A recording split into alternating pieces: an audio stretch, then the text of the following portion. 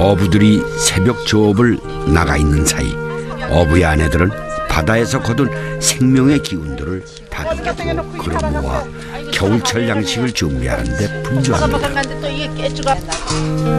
일반적으로 내륙에서는 김장김치가 겨울 한철의 소중한 양식이라지만 고성에는 다릅니다. 김장김치보다 더 대접받는 것이 식혜인데요. 여기서 많이 나가 보니까 착 놔뒀잖아 옛날에. 옛날에는 여기서 다 많이 나가지고 옛날부터 이 밥통 이걸 다 끊어야 돼. 이렇게 해서 이걸 다 손질을 해야 돼. 이렇게.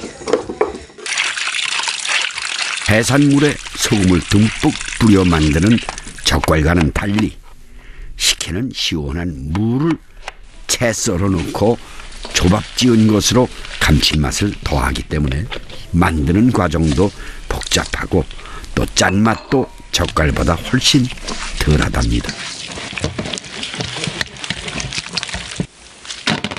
특히 고성 지역은 역사적으로 소금이 귀한 지역이었던 데다가 추운 겨울이 5월까지 계속되니 염장 음식이라도 짜게 담을 필요가 없었겠죠. 그렇지. 짠맛으로 먹었다기보다는 야채와 고기 구경하기 힘든 겨울철을 나는 지혜로 먹었던 것이 바로 식혜입니다. 정할게요.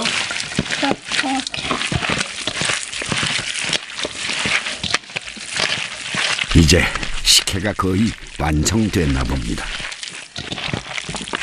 워낙 귀해져서 금태라고 불리는 명태 아가미 식혜. 우유나 멸치보다 칼슘이 많다는 영양식입니다. 간이 딱 맞아요? 자, 됐어. 또 해달랄까 복종. 자, 하나 잡아. 자, 들어봐. 할머니 한게 어떻나 하고.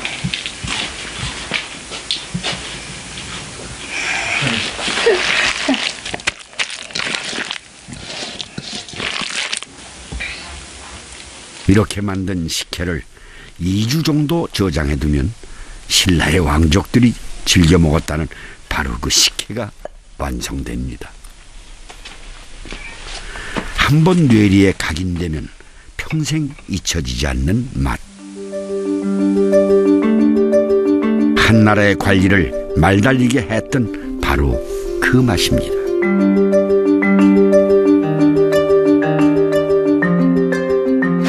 경주에서 멀리 고성까지 겨우 식혜 하나 때문에 관리를 보냈다니 말이에요. 당시 왕족들도 대단한 식도락가가 아니었나 하는 생각을 해봅니다. 그런데 고성에서 420리나 떨어진 경주에 사는 그 왕족들이 어떻게 고성의 식혜 맛을 알았을까요?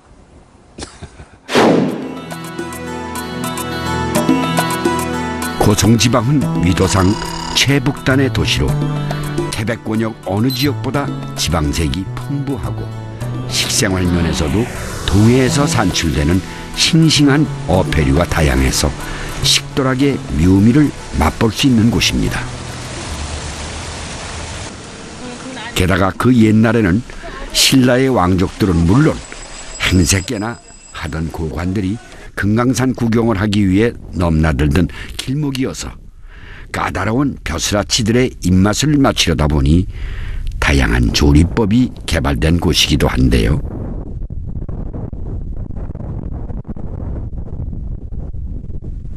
세계적인 명산 금강산이 있지 않습니까? 그 금강산은 그 시인무객이나 사대부들이 그 심신 수양 장소이기도 했습니다. 특히 그 통일신라 시대에는 그 하랑들이 이쪽 지역을 와가지고 심신을 수련을 했던 수련장이었다고 볼 수가 있죠.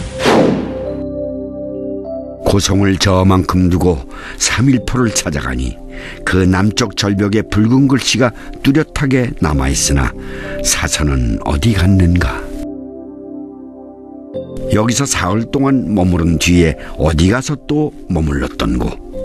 선유담, 영랑호 거기 다 가 있는가. 청간정, 만경대를 비롯하여 몇 군데에서 앉아 놀았던가. 조선시대 문인이었던 정철이 강원도를 유람하며 칭송에 맞이 않던 고성. 우리나라 4대 사찰인 건봉사에서 푸른 바다 일출이 장관인 천학정, 그리고 동해안 최대의 호수인 화진포와 기암절벽 위에 청간정에 이르기까지 금강산과는 또 다른 장관을 연출하는 고성에서 당시 정철이 맛본 고성의 별미는 무엇이었을까요? 고성은 육류는 귀하기 때문에요. 채소하고 생선이 주로 많이 했어요. 특히 고성에 명태가 많이 났기 때문에 정말 고성의 명태 요리는 유명해요. 요즘엔 명태가 귀족 생선이 됐습니다만 한겨울 고성지방에서는 맛 좋기는 청어, 많이 먹기는 명태라고 할 정도로 흔한 생선이었습니다. 게다가 어디 한 군데 버릴 데 없는 알뜰한 생선이기도 합니다. 살로는 국이나 찌개를 끓이고 내장으로는 창난젓을, 또 대가리는 귀세미젓을, 알은 명란젓을 담가 먹고 눈알은 구워서 술안주로 즐겨 먹었답니다. 고성에 별장을 두고 화진포의 아름다운 경치를 유독 사랑했다는 고 이승만 대통령도 명태 사랑이 유난했다고 전해집니다. 밥상 위에 반드시 명태 요리가 올라와야 했고 심지어 떡국도 명태로 맛을 내야 드셨다고 합니다.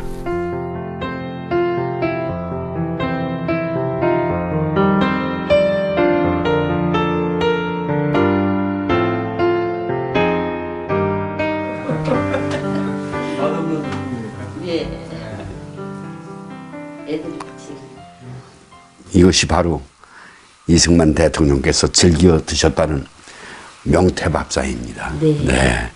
아이고, 이거는 황태로 울려낸 국물로 만든 떡국이고요. 저도 알긴 알지만 대충 이것이 명태찜입니다. 저는 이 황태를 또 껍질을 울궈내서 이렇게 만든 떡국은 처음입니다. 네, 그 당시에 돈을 아끼시기 위해서 그 국민들이 배고프던 시절이니까 이 고기를 안 쓰시고 그 버릴 수 있는 그런 부분인 머리라든가 껍질이라든가 다 모아가지고 어머님이 알뜰하게 이렇게 국물을 내가지고 드렸습니다. 네, 이거 한번 제가 맛을 봐도 되겠습니까? 네.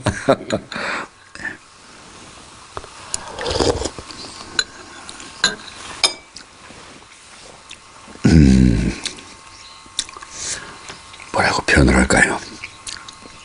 저 가을 햇살처럼 맛이 아주 담담하면서도 풍성한 것.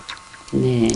이것이 이승만 전 대통령의 성품하고 같이 느껴지는 정사가 오네요. 네.